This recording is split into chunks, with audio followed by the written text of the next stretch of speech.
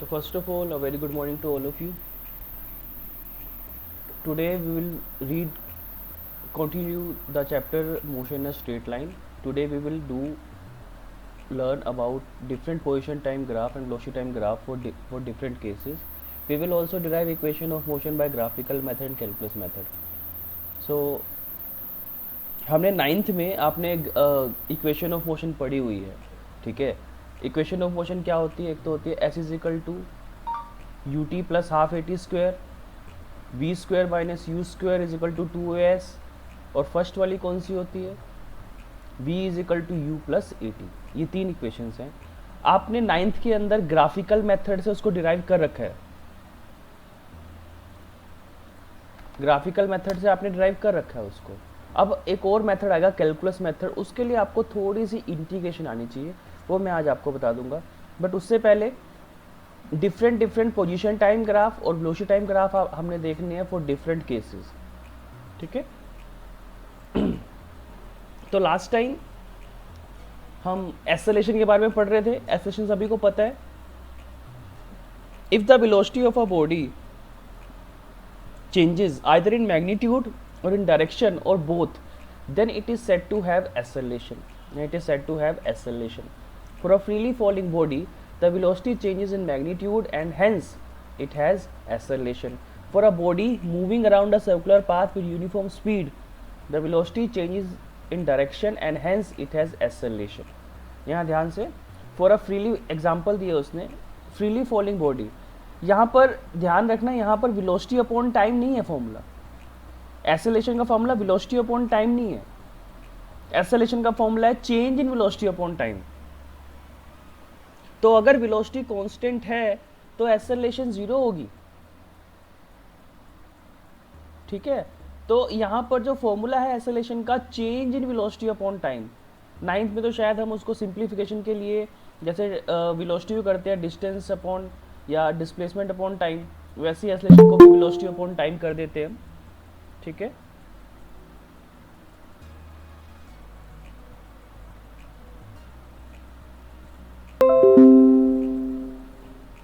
ठीक है, तो for a freely falling body the velocity changes in magnitude and hence it has acceleration, ठीक है। For a body moving around a circular path with uniform speed, the velocity changes in direction and hence it has acceleration. Okay, for a projectile whose trajectory is parabola, the velocity changes in magnitude and in direction. Basically जो velocity है it will depends on two quantities, speed and direction. speed अगर change हो या ना हो, अगर direction change हो रही है तो भी उसमें velocity change होगी। तो what is the formula of acceleration? Change in velocity upon time, okay. तो ये सब एग्जांपल्स हैं। For a body moving with uniform acceleration, the average velocity is U average U plus V upon 2। A body can have zero velocity and non zero acceleration. एक body जिसकी velocity zero है but उसकी acceleration zero नहीं होगी। जैसे कि अगर हम देखें यहाँ पर, अगर हम एक बॉडी को, जैसे एक बॉल है, एक बॉल को हमने पकड़ा अपने हाथ में और हमने उसको ऊपर फेंका, तो वो ऐसा पाथ कवर करती है, इसे कहते हैं पैराबोलिक पाथ। तो आपको पता है स्टार्टिंग में वो ऊपर की तरफ जाएगी, लेकिन जब उसकी फोर्स जीरो हो जाएगी, जब उस पर जो फोर्स अप्लाई थी वो जीरो हो जाएगी, तो इस पॉइंट पे जो हाईएस्ट पॉइंट है वहां पर उसकी velocity zero, but acceleration zero नहीं होगी।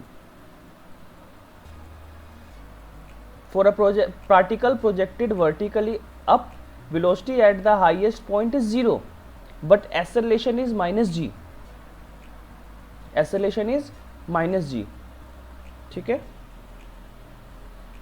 अच्छा एक बात और, अगर आप किसी बॉडी को ऊपर की तरफ फेंकोगे तो माइनस जी, बिकॉज ग्रेविटी का काम क्या है? What is the role of gravity on earth? Role of gravity to pull all the objects on the surface of earth towards the center of earth. Gravity is a force with which earth pulls each and every object towards the center of the earth. तो आप जब किसी ball को ऊपर फेंक रहे हो तो आप ग्रेविटी के अगेंस्ट चल रहे हो, बिकॉज ग्रेविटी हमें अपनी तरफ खींच रही है, सेंटर ऑफ अर्थ की तरफ खींच रही है, और आप बॉल को फेंक रहे हो सेंटर ऑफ अर्थ से दूर, तो इसीलिए आपने माइनस जी लिया। लेकिन जब बॉल नीचे आएगी तो आप लोगे plus ji.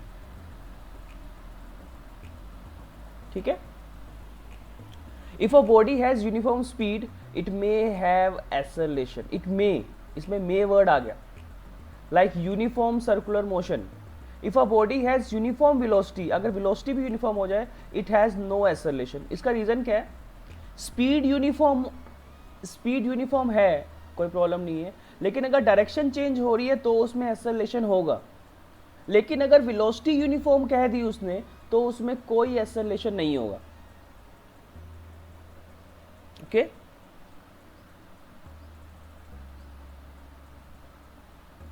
When a body moves with uniform acceleration along a straight line and has a distance x traveled in the nth second, then in the next second it travels distance x plus a, where a is the acceleration. अच्छा, ये value आपको याद ही होगी, acceleration due to gravity 9.8 metre per second square या 980 centimetre per second square. अगर centimetre में convert करोगे तो 980, और अगर मीटर में रखोगे जो स्टैंडर्ड वैल्यू है 9.8 metre per second square. Acceleration of a particle is defined as the time rate change of its velocity, change in velocity. ठीक है। अच्छा, उसके बाद एक्सेलरेशन को अब मैं एक जनरल फॉर्मूला अगर डिफरेंशियल टर्म में देखूं तो v is equal to dx upon dt। अगर आपको बोला जाए कि आप इंस्टेंटेनियस वेलोसिटी निकालो तो जो भी आपको डिस्प्लेसमेंट या डिस्टेंस दे रखा होगा आप उसका डेरिवेटिव निकाल दोगे। ठीक है। और दूसरा, अगर आपको बोले एक्सेलरेशन निकालने को तो आप क्या करोगे, जो वेलोसिटी है उसका डेरिवेटिव निकालोगे। और उसके बाद हमें पता है v का फॉर्मूला dx बाई dt है, तो यहाँ पर d स्क्वायर अपॉन dt का स्क्वायर x या s, जो भी आप लोगे यहाँ पर। ठीक है।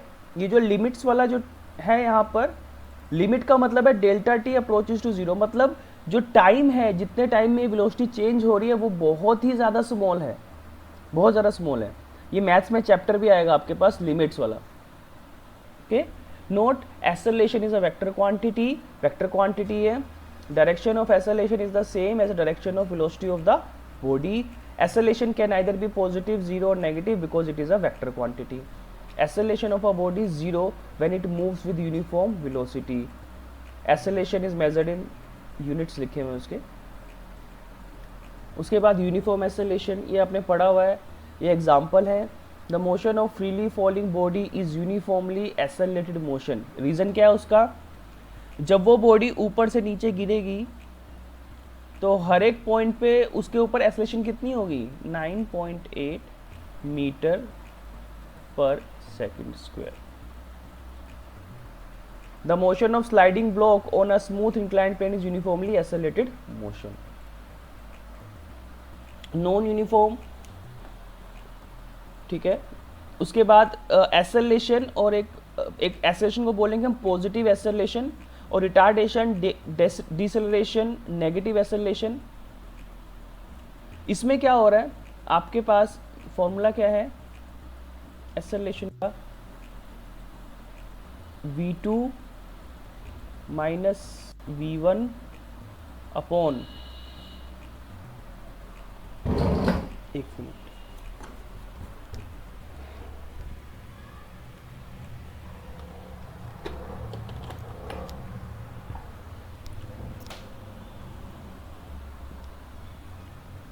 हाँ, फॉर्मूला क्या है हमारे पास? v2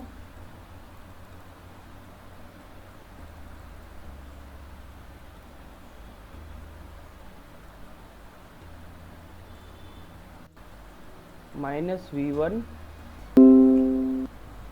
upon t2 minus t1। तो अगर v2 क्या है? फाइनल वेलोसिटी, v1 क्या है? Initial velocity. You can also take v and u। Final velocity के लिए लेंगे v और इनिशियल वेलोसिटी लेंगे u, ठीक है। तो if final velocity is greater than initial velocity then the acceleration is positive, but if final velocity is less than initial velocity then the acceleration is negative. बड़े simple से example है। Simple से example क्या, जैसे आप school से घर आ रहे हो, तो घर आते आते, घर पहुंचते पहुंचते आपकी स्पीड कम हो जाएगी और घर पर 0 हो जाएगी, तो उसमें वेलोसिटी लगातार घट रही है, ठीक है। नाउ अब आते हैं हमारे पोजीशन टाइम ग्राफ पे। अगर यूनिफॉर्मली एक्सेलरेटेड मोशन है, मतलब पॉजिटिव एक्सेलरेशन लगातार बढ़ रहा है, तो पोजीशन भी लगातार बढ़ती जाएगी, ठीक है। यूनिफॉर्मली डीसेलरेटेड मोशन, पोजीशन तो फिर भी चेंज होगी लेकिन ये अपर कर्व आ जाएगा। यहाँ पर ऐसे जा रही है कर्व और यहाँ पर पहले ज़्यादा फिर कम, पहले ज़्यादा होगी फिर कम होगी, ठीक है। Last uniform motion, zero acceleration, position बढ़ेगी लेकिन एक स्ट्रेट लाइन में बढ़ेगी। और वैसे भी कोई भी अगर ग्राफ अगर ऐसे आपके पास स्ट्रेट लाइन हो, ये हो गया, ये हो गया, तो याद रखना है डायरेक्टली प्रोपोर्शनल का सिंबल है। Velocity time graph, motion in positive direction with positive acceleration, straight line, ठीक है। और motion in positive direction with negative acceleration, negative acceleration, तो यहां पर लगातार इनिशियल वेलोसिटी कितनी थी, v नोट। देखो यहां पर क्या हो रहा है, इस वाले ग्राफ में इनिशियल वेलोसिटी कम थी, फाइनल वेलोसिटी ज़्यादा, और इस वाले ग्राफ में बिकॉज नेगेटिव एक्सेलरेशन है, फाइनल वेलोसिटी इनिशियल वेलोसिटी ज़्यादा है और जो फाइनल वेलोसिटी है वो कम है। इस वाले ग्राफ में v not initial velocity is less then v या u लेस देन v, तो इसीलिए एक्सेलरेशन पॉजिटिव आएगा। और इस वाले ग्राफ में उल्टा है, v not greater than v, इसका मतलब u v से बड़ा है, और अगर इनिशियल वेलोसिटी फाइनल वेलोसिटी से बड़ी हो गई तो नेगेटिव एक्सेलरेशन, और अगर इनिशियल वेलोसिटी फाइनल वेलोसिटी से कम हो गई तो पॉजिटिव एक्सेलरेशन। उसके बाद motion in a negative direction with negative acceleration. अब नेगेटिव डायरेक्शन में होगा तो भी same graph, motion with negative acceleration between 0, मतलब इसमें क्या है, अब दो तरह के एक्सेलरेशन है, negative acceleration between 0 and t1 in positive x axis and between t1 and t2 in negative x axis. घट तो रही है लेकिन बहुत ही ज़्यादा कम हो रही है, इनिशियल स्पीड से कम हो रही है, ठीक है। स्टार्टिंग में ज़्यादा थी, फिर थोड़ा घटा, फिर 0 हुआ और फिर माइनस में चली गई वो स्पीड, डायरेक्शन चेंज कर दी। वेलोसिटी कैन बी नेगेटिव, अगर डायरेक्शन चेंज हो जाए तो वेलोसिटी कैन बी नेगेटिव, ठीक है। जैसे कि यहाँ पर एक अगर पाथ पे चल रहा है A से B, फिर B से A, अगर डायरेक्शन चेंज हो गई तो ये नेगेटिव में आएगा। अच्छा, अब इक्वेशन ऑफ मोशन आपने ड्राइव करनी है, ठीक है। ये हम ग्राफिकल मेथड से ऑलरेडी कर चुके हैं, ये मेथड भी आप लोग देख सकते हो, लेकिन मेन ग्राफिकल मेथड और कैलकुलस मेथड ही है। ग्राफिकल मेथड,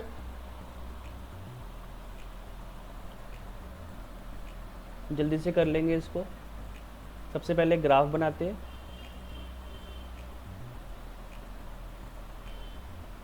अच्छा इसमें कुछ इनिशियल वेलोसिटी है, अदरवाइज आपका इनिशियल वेलोसिटी नहीं आएगा। ये एक स्ट्रेट लाइन, सबसे पहले क्या करेंगे हम, परपेंडिकुलर ड्रॉ करेंगे,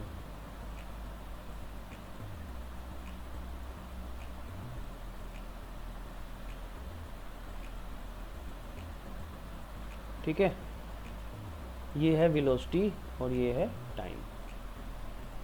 अब ये हो गई इनिशियल वेलोसिटी और ये हो गई टोटल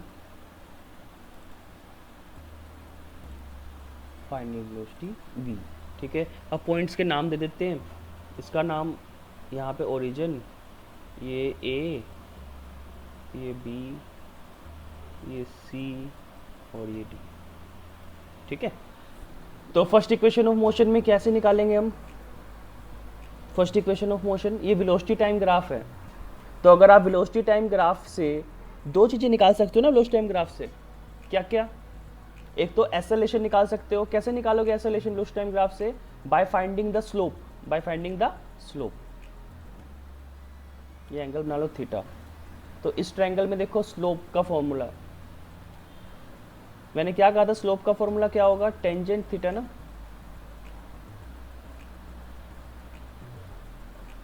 और स्लोप निकाल के क्या मिलेगा मुझे? एक्सेलरेशन मिलेगा। तो a is equal to tangent theta is equal to tangent theta का फॉर्मूला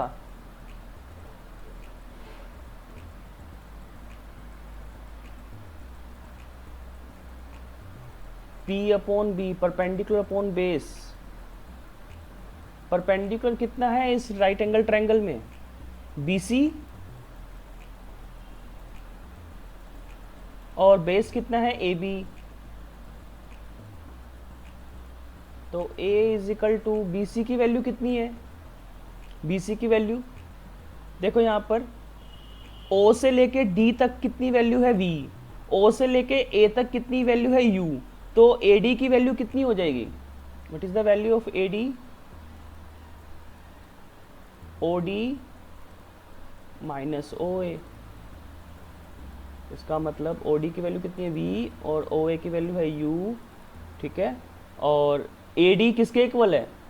ये पैरेललोग्राम बन रहा है हमारे पास ABCD, तो अपोजिट साइड्स इक्वल होंगी। तो AD किसके इक्वल होगा? BC के इक्वल होगा। तो it is equal to BC। यहाँ पे पुट कर देंगे हम वैल्यू। तो BC की वैल्यू कितनी है? V minus U। अब AB की वैल्यू, अगेन इस पॉइंट को भी नाम दे देते हैं E।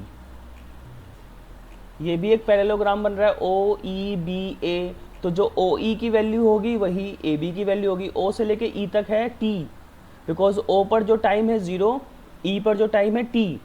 तो AB की वैल्यू कितनी हो जाएगी? T cross multiply.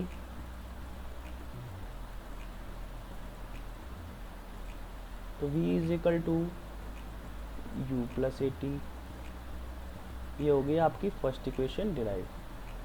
Okay, next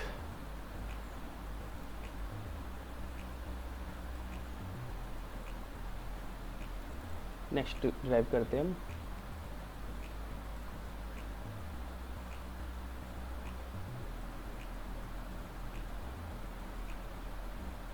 अब हमें क्या करना है? अब हमें डिस्प्लेसमेंट निकालनी है।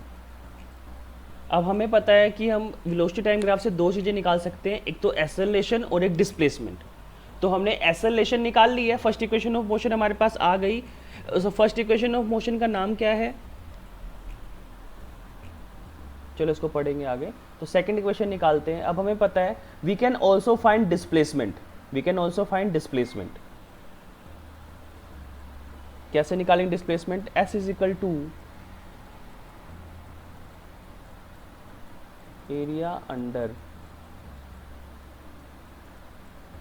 VT graph.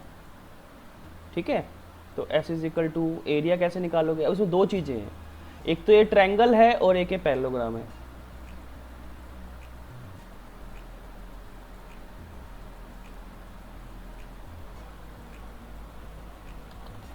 Area of triangle plus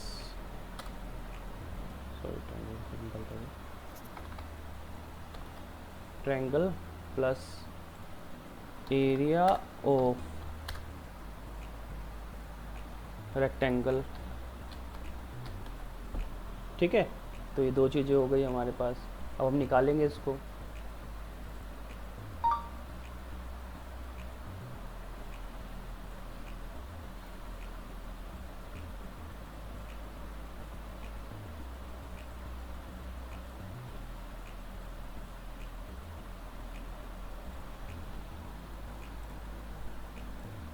ठीक है, अब इसमें एरिया ऑफ ट्रायंगल का फॉर्मूला क्या होता है? Half into base into perpendicular या height plus area of rectangle length into breadth. तो S is equal to half. Triangle का बेस कितना है? A B, A B base है ना, ए बी। ए बी की वैल्यू कितनी थी? ऊपर ही हमने निकाली थी टी टाइम। ए बी की वैल्यू कितनी है? टी, क्योंकि जो ओ ई की वैल्यू होगी वही ए बी की वैल्यू भी होगी। और हाइट, हाइट कितनी है? Perpendicular B C, V minus U plus length. अब इस रेक्टेंगल की लेंथ कितनी है? ए बी, ठीक है। और ब्रेथ कितनी है रेक्टेंगल की? ब्रेथ होगी बीई, बीई या ओ ए। ओ ए और बीई भी इक्वल होंगे और ओ ए की वैल्यू कितनी है? यू, तो यू टी। तो हमें पता है पिछली इक्वेशन से, जो फर्स्ट इक्वेशन है v minus U is equal to A T. First equation of motion से पता है हमें v minus U A T के इक्वल है, तो यहाँ पे पुट कर देंगे। तो हाफ v माइनस यू की जगह ए टी और t ऑलरेडी है वहाँ पर प्लस यू टी। तो ये आपका आ गया, सेकेंड इक्वेशन ऑफ मोशन भी आ गई हमारी, A T square plus U T. ये हो गई सेकेंड इक्वेशन भी हो गई हमारे पास, ठीक है। अब थर्ड इक्वेशन कैसे निकालेंगे?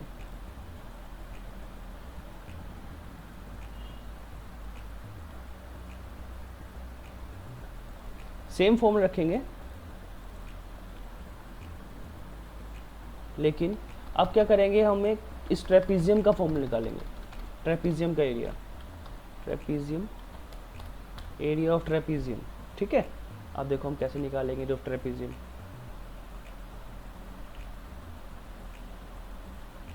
क्या होता है ट्रेपीजियम के एरिया का formula? Half into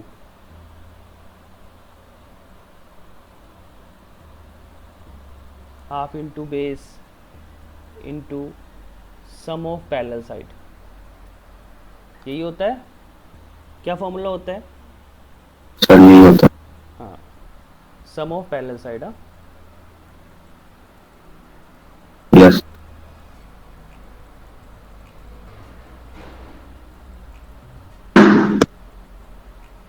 okay.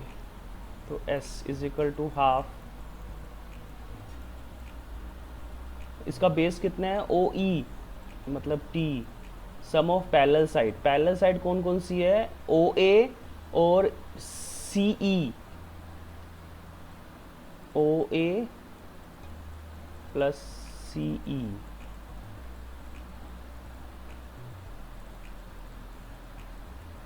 Half into टी। ओ ए की वैल्यू कितनी होती है? ओ ए की वैल्यू है यू, और सी से लेके ई तक की वैल्यू कितनी है? वी, क्योंकि जो ओ डी की वैल्यू है वही सी ई की वैल्यू है, यू प्लस वी हो गया, ठीक है। अब अगेन फर्स्ट इक्वेशन से टी की वैल्यू हमें पता है, V minus U is equal to A T होता है। तो टी की वैल्यू कितनी हो जाएगी? V minus U upon A, यहाँ पे पुट कर देंगे। हाफ वी माइनस यू, मैं ए को यहाँ बाहर लिख रहा हूँ 2a के साथ, और इसको v प्लस यू लिख दूंगा, क्रॉस मल्टीप्लाई कर दूंगा इसको। तो 2as is equal to v minus U into V plus U, A minus B into A plus B. किसका फॉर्मूला होता है? A square minus B square, तो V square minus U square. तो ये तो था आपका ग्राफिकल मेथड जो आपने 9th में पढ़ा हुआ है, इसीलिए मैंने थोड़ा जल्दी जल्दी किया, ठीक है। आई होप ये आप सबको समझ में आ गया होगा। तो अब करते हैं जो नया मेथड है, जो आपका 11th का मेथड है, दैट इज़ कैलकुलस मेथड। अब कैलकुलस मेथड के लिए थोड़ा सा आपको मेरे को इंटीग्रेशन बताना पड़ेगा।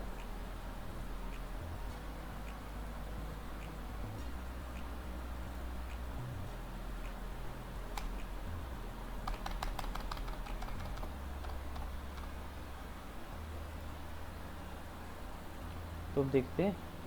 अच्छा, इंटीग्रेशन में सबसे पहली चीज़ क्या है? Integration is opposite to differentiation, ठीक है। सबसे पहले तो ये चीज़, इंटीग्रेशन का मतलब है ऐड, डिफ्रेंसिएशन का मतलब था उसको डिवाइड करना, डिफ्रेंशिएट करना, डिवाइड करना, और इंटीग्रेशन का मतलब होता है एडिशन। तो देखो अब कैसे करेंगे।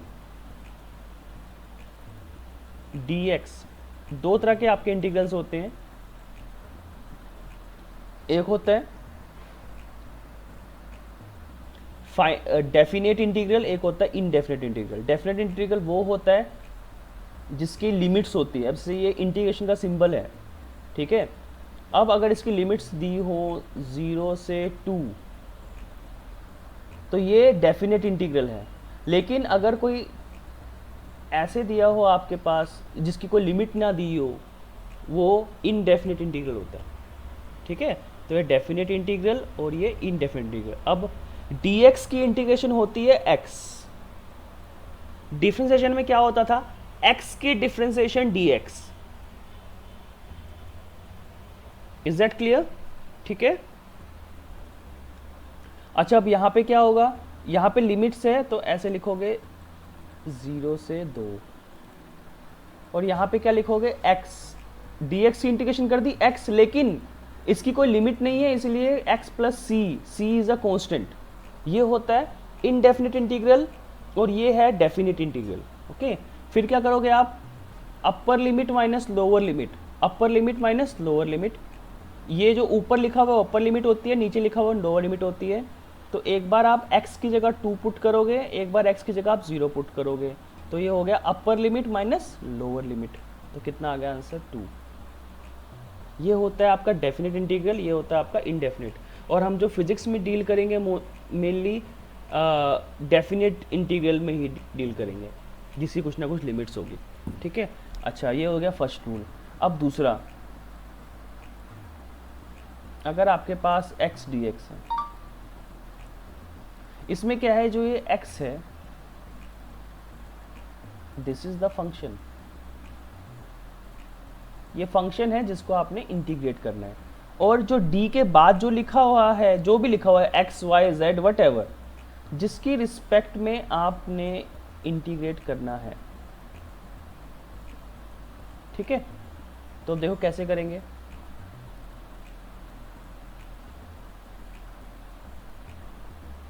अगर जिसकी रिस्पेक्ट में आपने इंटीग्रेट करना है और जिस फंक्शन को आपने इंटीग्रेट करना है, वो दोनों अगर सेम है, जैसे ये भी x है ये भी x है, तो उस कंडीशन में क्या होगा, जो फंक्शन है उसकी जो भी पावर होगी, मान लो यहाँ पे x की पावर n होता, जो भी उसकी पावर होगी, 1 है 2 है 3 है 4 है, जो भी पावर होगी, उसकी पावर में एक ऐड करेंगे हम,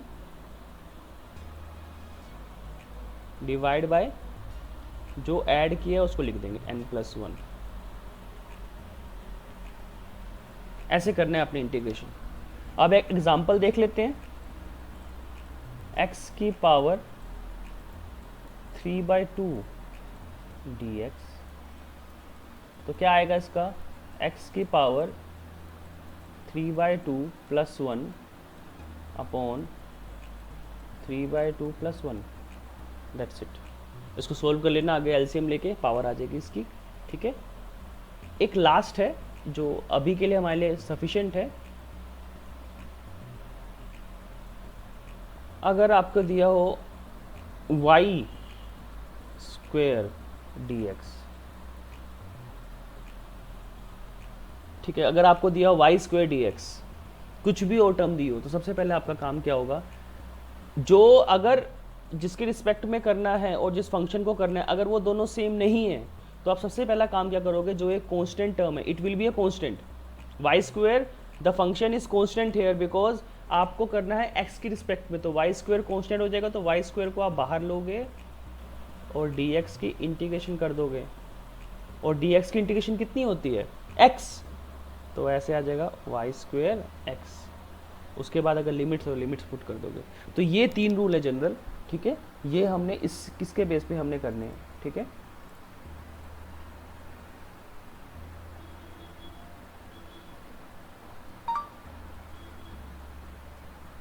जल्दी से फिर करते हैं कैलकुलस मेथड को।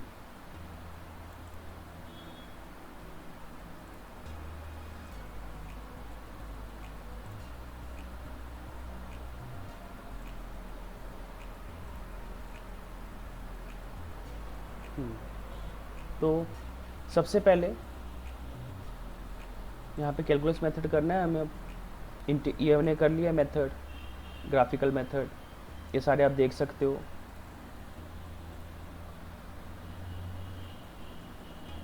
अच्छा हाँ, इसी में ही अगर वो बोल दे कि एक बॉडी गिर रही है ऊपर से, फ्रीली फॉलिंग बॉडी है, तो बस आपने एक काम करना है कि जितने भी जहाँ जहाँ पर आपकी इक्वेशन ऑफ मोशन में ए लिखा हुआ है वहाँ पे आप जी डाल दोगे, और अगर उसकी हाइट दी हुई है तो एक्स की जगह एच डाल दोगे, बस दैट्स इट।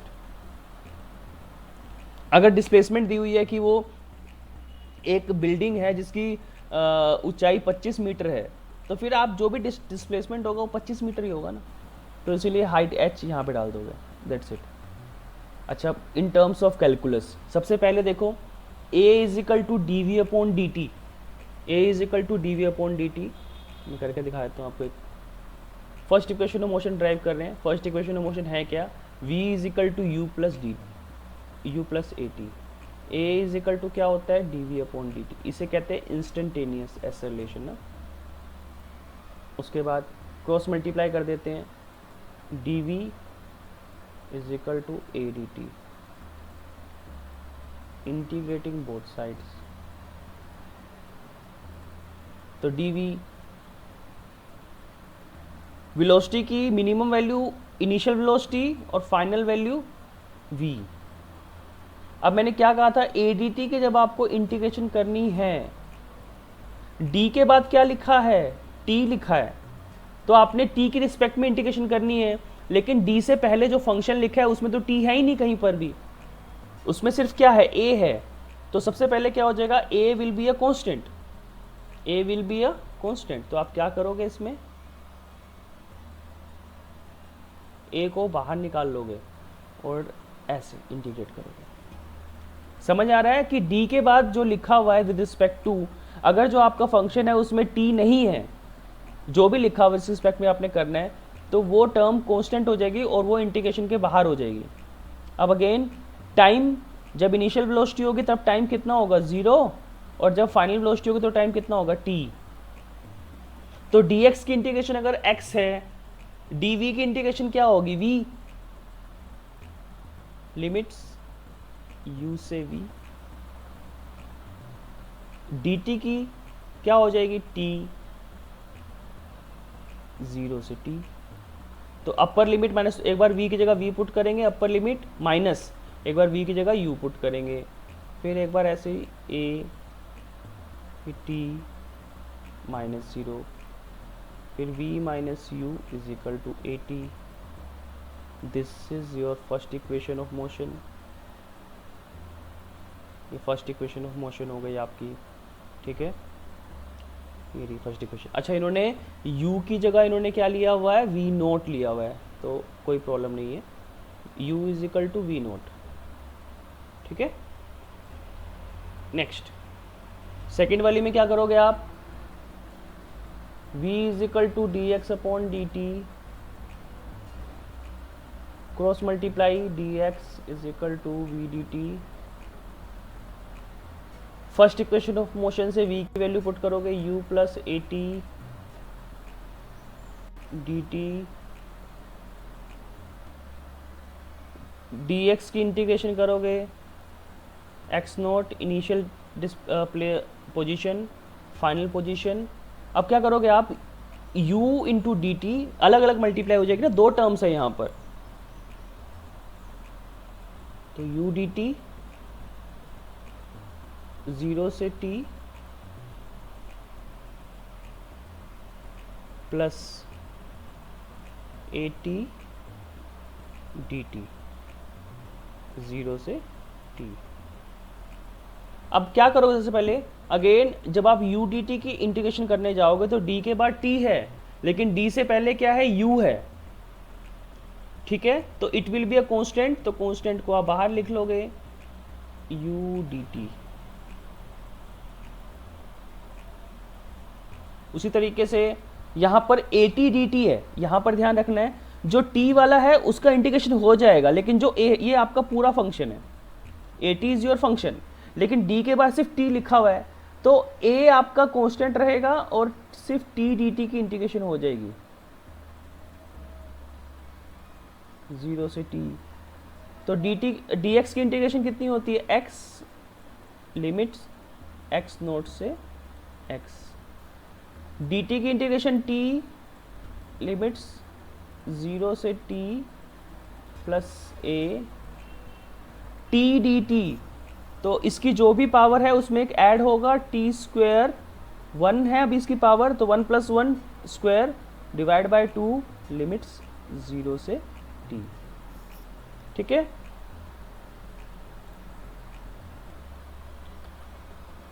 तो ये था हमारे पास। ऐसे ही third equation of motion a is equal to D V upon D T, इसमें क्या करेंगे, multiplying and divide by dx। फिर यहाँ पर दोबारा से इंटीग्रेशन कर देंगे। I hope you will get it ना, आप इंटीग्रेशन कर पाओगे अब इसकी। लास्ट टॉपिक है रिलेटिव वेलोसिटी, इसको हम डिटेल में पढ़ेंगे नेक्स्ट लेक्चर में। ठीक है, इंपॉर्टेंट टॉपिक है, इसमें न्यूमेरिकल्स आते हैं बहुत ज़्यादा। Okay, so thank you all of you for joining ना।